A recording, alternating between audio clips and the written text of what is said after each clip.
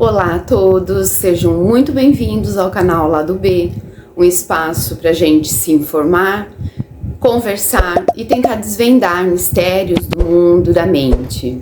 Eu sou Fabiana e fico muito grata por vocês estarem comigo novamente. Mais uma vez, uma cidade considerada pacata no interior de São Paulo é palco de uma barbaridade. O país inteiro está atônito com a brutalidade que foi cometida com a jovem Vitória Regina Souza.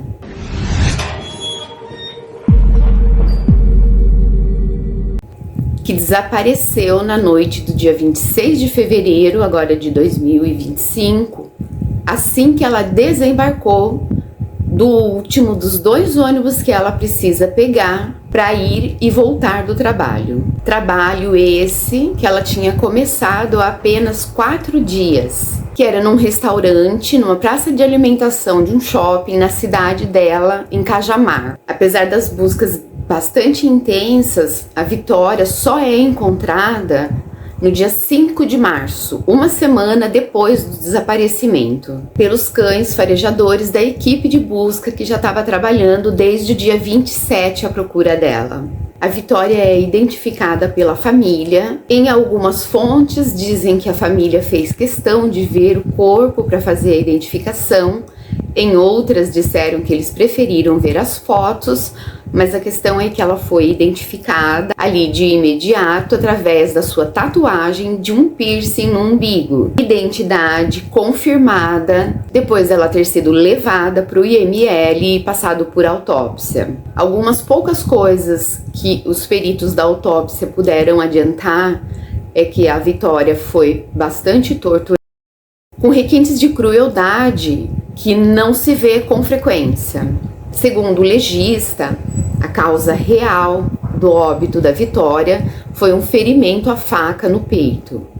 Posteriormente, tentaram fazer o desmembramento entre o tronco e a cabeça, mas não conseguiram. A equipe de legista procurou fazer o trabalho o mais rápido possível para que a família pudesse sepultar o corpo da filha querida de 17 anos, porém foram coletadas várias amostras que já estão sendo examinadas e conforme eles vão examinando o que é possível passar para a população, eles estão passando, assim como a confirmação de que ela realmente sofreu estupro. Mais tarde, eles nos falam que foi encontrado 2 DNAs diferentes. São 2 pessoas que abusaram dela. Mas para se ter certeza de tudo, a gente vai ter que aguardar aí cerca de 45 dias. Porque, infelizmente, quando a Vitória foi encontrada, ela já estava num estado bastante avançado de decomposição e pendurada nos galhos de uma árvore, o que nos leva a crer que 2 pessoas ou mais a atiraram nessa árvore. Portanto, ela tinha também outros ferimentos. E isso vai levar um tempo para o legista conseguir passar para a gente se eles foram antes ou pós-mortem. Ainda não é possível afirmar a autoria, a motivação, e por tudo isso está sendo um dos casos onde mais vem surgindo especulações. Por causa dos requintes de crueldade, a mídia chegou ao absurdo, ao cúmulo de dizer que podia ter ligação com facção. Uma moça de família, trabalhadeira, que era só observar um pouco do dia a dia dela e iriam perceber que ela não tinha nenhum envolvimento com nada de ilegal. A Vitória era uma menina obediente, que a maioria dos filhos batem de frente com os pais, tanto que ela terminou o relacionamento com um dos suspeitos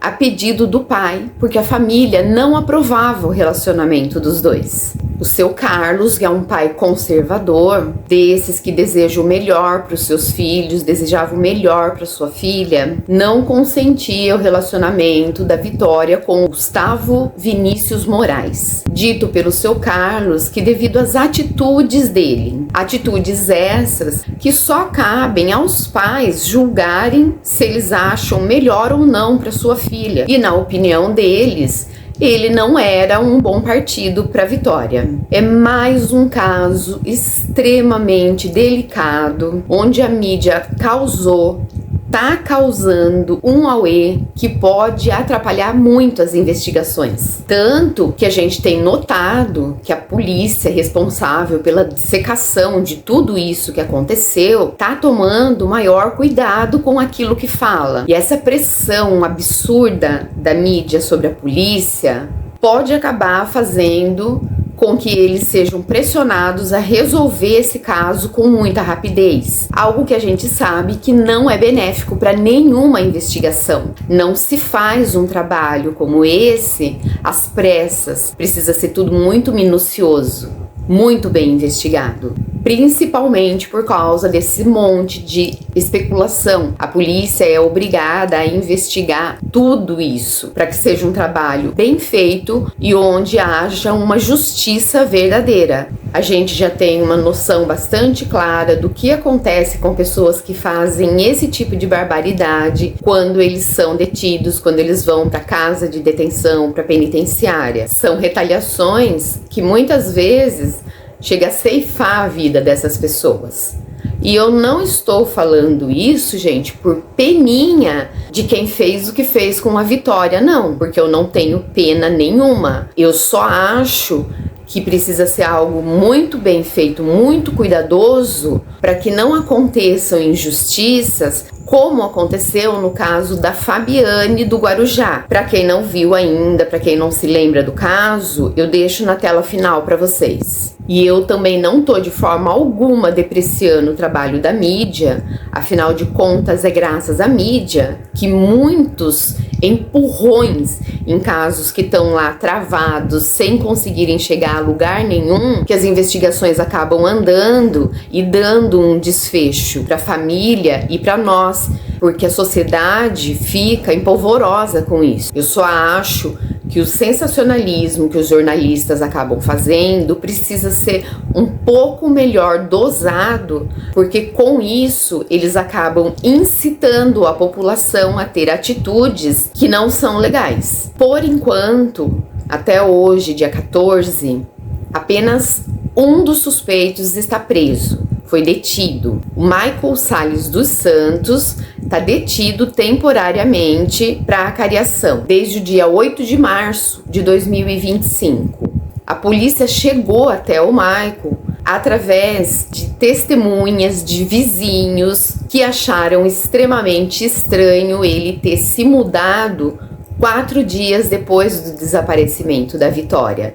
E eles começaram a ligar os pontos. Alguns vizinhos viram o carro do Michael no ponto onde a Vitória desembarcou, no horário em que a Vitória desembarcou. São os caras no carro.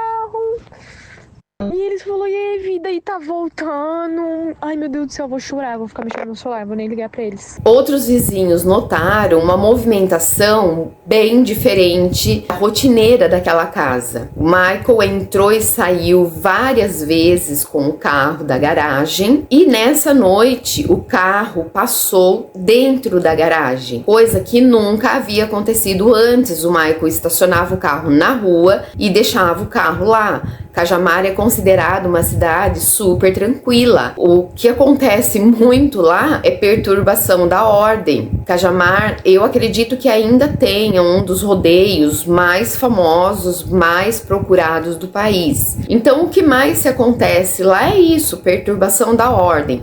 Carro com som alto, festas com som alto. Então, graças a essas testemunhas que notaram toda essa movimentação esquisita, no mínimo, ele é chamado para depoimento. E no depoimento dele acontecem um monte de inconsistências, a começar pelo álibi.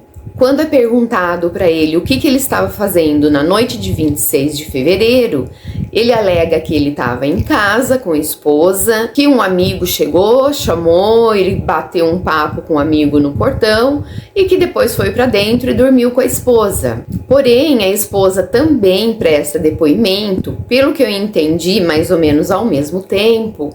E ela conta que passou aquela noite na casa da mãe. Acho que a mãe dela não tá muito bem de saúde, ela tem mais irmãos, então eles meio que estão fazendo esse revezamento. Então a esposa do Michael tem dormido bastante na casa da mãe, a troco de que ele precisaria mentir sobre isso. Esse foi o mais marcante, mas no depoimento inteiro dele, a polícia conseguiu pegar várias inconsistências, várias mentirinhas que eles conseguem notar com facilidade. No dia 11, a perícia recolhe o carro dele para fazer a análise. A gente fica pensando, né? Poxa, a Vitória foi encontrada no dia 5, ele foi chamado para depor dia 7 por aí, e o carro só vai ser periciado dia 11.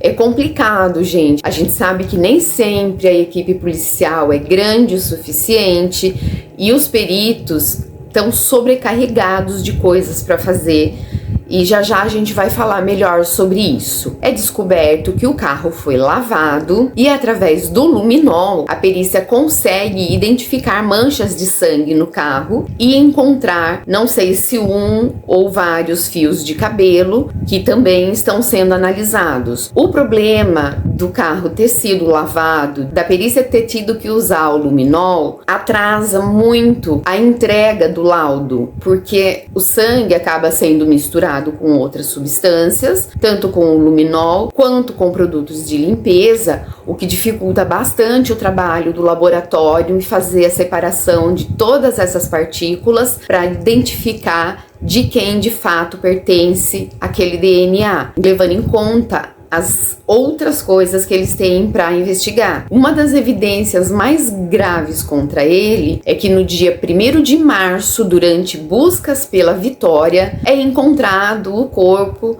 de uma senhora de 63 anos, a Edna Oliveira da Silva, em uma cachoeira perto de Jundiaí, quase assim na divisa entre Cajamar e Jundiaí. Apesar do laudo da autópsia ainda não ter saído falando qual foi a causa do óbito da Edna, eles puderam identificar que ela estava falecida há 72 horas, o que equivalia exatamente ao tempo que a Vitória estava desaparecida.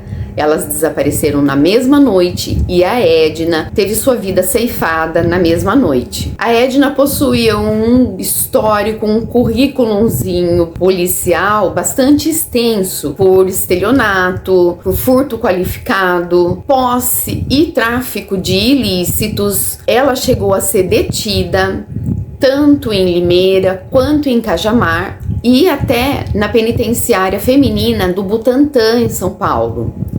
Mas desde a liberdade dela em 2000, nunca mais ela cometeu nenhuma contravenção. Então, provavelmente são essas pessoas que têm a infância difícil, acabam trilhando caminhos errados, mas têm um caráter bom e aprendem a lição quando a lição lhe é ensinada. E se aprofundando um pouquinho mais na investigação a respeito da Edna, a polícia descobre que ela trabalhava como cuidadora da mãe do padrasto do Michael. Uma linha de investigação é de que a Edna pode ter visto alguma coisa que ela não devia ter visto e o óbito dela se deu por queima de arquivo. A gente já sabe que quando não se consegue identificar a causa assim com uma certa rapidez, a grande chance é de asfixia, mas isso é uma especulação minha, tá, gente? Ninguém falou nada sobre isso, nem a polícia, nem a mídia. É uma coisa que eu noto no decorrer de todos os casos que eu estudo e que é o mais provável.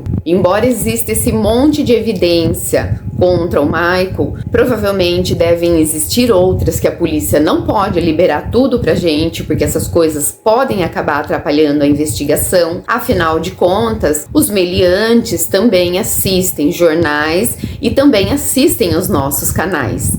Por isso, a gente tem que tomar bastante cuidado para não passar nenhuma informação para eles que possa vir a ajudá-los. A polícia investigou a casa que o Michael estava morando quando aconteceu tudo isso com a Vitória. E lá também foram encontradas manchas de sangue através do luminol.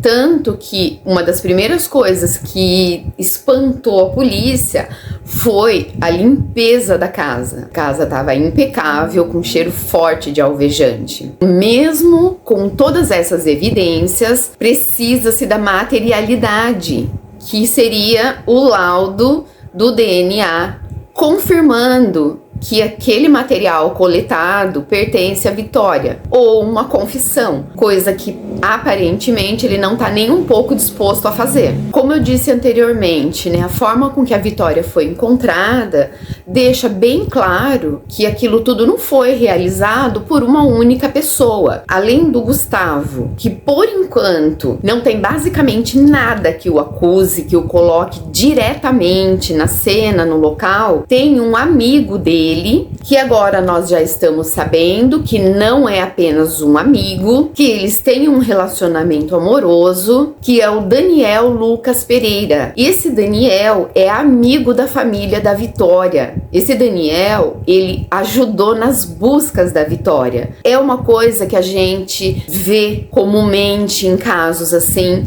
mas é uma coisa com a qual a gente não consegue se acostumar. Já contra ele, as evidências são um pouco mais concisas. Foi encontrado no seu aparelho de celular uma filmagem do trajeto exato que a Vitória estava fazendo de ida e de volta para casa do emprego novo. A troco de que o Daniel teria isso no aparelho celular dele? E sendo ele e o Gustavo um casal, há uma grande chance de o crime ter sido passional, como está sendo realmente dito pela polícia, principalmente pela forma com que a Vitória foi encontrada. Tanto que se cogitou assim de imediato a participação de alguma mulher, porque normalmente fazem o que fizeram com a Vitória, que é tentar tirar a beleza que ela tem, raspando os cabelos, por exemplo, ferindo o rosto.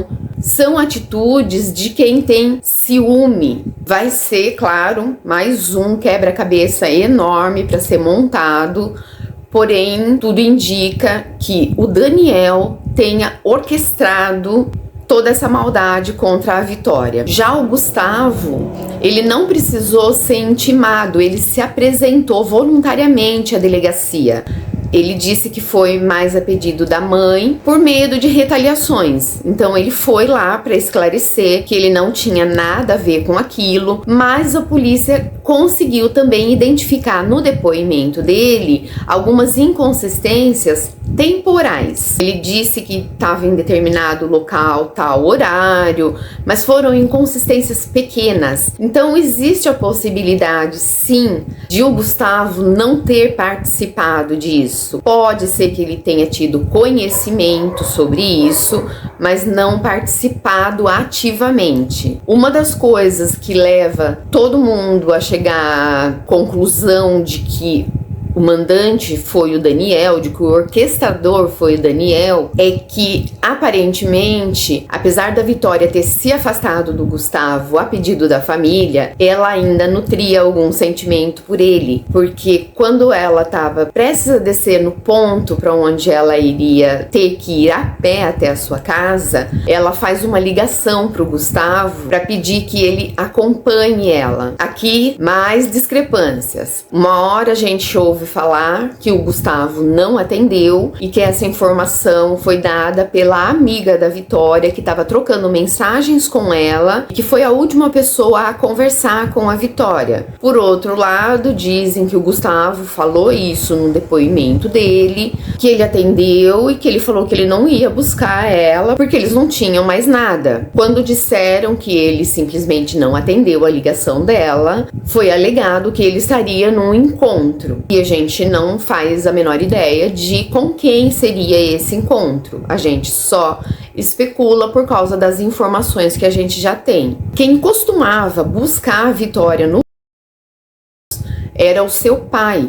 Porém, o carro da família estava com defeito e estava no mecânico. E o pai da Vitória, o seu Carlos, ele tem uma deficiência no pé e ele utiliza 2 muletas para conseguir se locomover. E eles moram em zona rural. Eu cheguei no início do desaparecimento e tal da Vitória a falar, mas poxa vida, só porque estava sem o carro, por que ele não foi a pé mesmo buscar a filha dele? Depois eu pude ver o tanto que aquele terreno é desnivelado e íngreme, e para uma pessoa com a deficiência do seu Carlos, é realmente quase impossível ele conseguir fazer aquele trajeto a pé. Mas eu acredito que eu não tenha sido a única pessoa a pensar, né, o porquê dele não ter ido buscar a Vitória a pé. Tanto que no início ele chegou a ser até intimado, que é coisa padrão, né? Quando uma pessoa da família desaparece, parentes são arrolados como suspeitos, mas ele foi descartado. Embora a mídia tenha aí disseminado um pouco de maldade a respeito do seu Carlos, ele foi completamente descartado. Foi só uma investigação prévia. Então, assim, o fato da Vitória ter pedido para o Gustavo ir buscá-la no ponto de ônibus naquele dia. Os celulares ainda estão sendo investigados. São 9 aparelhos apreendidos. O Celebrite tem o seu tempo também para fazer esse trabalho. São inúmeras mensagens que precisam ser analisadas uma por um ser humano, mas tudo indica que a Vitória ainda nutria sentimentos pelo Gustavo, que o Daniel estava a par disso e não estava gostando nem um pouquinho disso. Como eu também já tinha dito para vocês anteriormente, o IML, os legistas procuraram fazer um trabalho bastante rápido de coleta de amostras, os exames mais superficiais. Vou dar uma pausa por causa da cachorrada, gente. Parece que eles acalmaram. Então, vamos voltar. Os legistas procuraram fazer isso o mais rápido possível para liberar a Vitória, para que a família pudesse velar e sepultar, já que ela tinha ficado tanto tempo desaparecida. Porém, foram coletados muitos materiais, vai demorar um pouco para o resultado sair, por causa do estado de decomposição que ela estava. E no dia 6 de março, o IML libera o corpo da Vitória, que é velado no ginásio municipal de Cajamar, com centenas e centenas de pessoas, e ela é sepultada com o caixão embrulhado, a bandeira do Corinthians, que é o time do coração dela, debaixo de uma comoção imensa e de gritos por apelo à justiça. Agora começou uma pancadona de chuva, mas eu acho que vai dar pra gente continuar. Até agora, o Michael não confessou, não demonstrou que tem a intenção de confessar. Também não apontou mais nenhum outro suspeito, até porque se ele fizer isso, ele sabe que ele vai estar se colocando na situação. E por enquanto, o que resta pra gente é aguardar todos os laudos, que eu confesso pra vocês, eu acho que tem saído com bastante rapidez diante de outros casos que a gente costuma ver, tanto que já descobriram que ela havia sido sim estuprada. Agora já se sabe que foram 2 pessoas e eu tenho certeza de que muito mais rápido do que a gente imagina, nós vamos saber quem são essas 2 pessoas. Com a dedicação que a gente tá vendo agora dos profissionais, provavelmente logo tudo isso vai ser esclarecido e a justiça vai ser feita. Hoje eu vou ficando por aqui, aparecendo novidades, como eu digo sempre, né, relevantes, consistentes. Eu venho e trago para que vocês estejam sempre o mais próximo da linha do tempo possível. Vocês sabem que eu gosto dos casos assim, de forma organizada, para não ficar indo, vindo, tendo notícias relevantes, concisas. Eu estarei aqui para passar para vocês e vamos ver como é que vai se dar o julgamento depois, né? Porque há uma grande possibilidade de pelo menos o Michael e o Daniel serem sim acusados.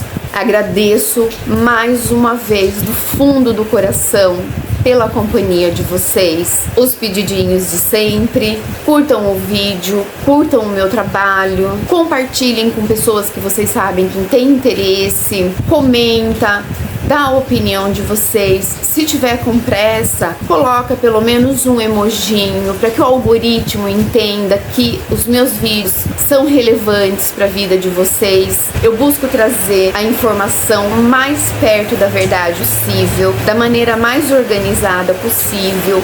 Isso não é um trabalho fácil, então eu conto muito, eu preciso muito do apoio de vocês para que o canal cresça aqui e a gente possa levar esse trabalho para cada vez mais pessoas, para alertar cada vez mais pessoas e ver esse tipo de coisa aí diminuindo, que essa é a minha maior esperança. Obrigada do fundo do coração por vocês estarem aqui, pelo apoio, pelo carinho de vocês e até o próximo vídeo.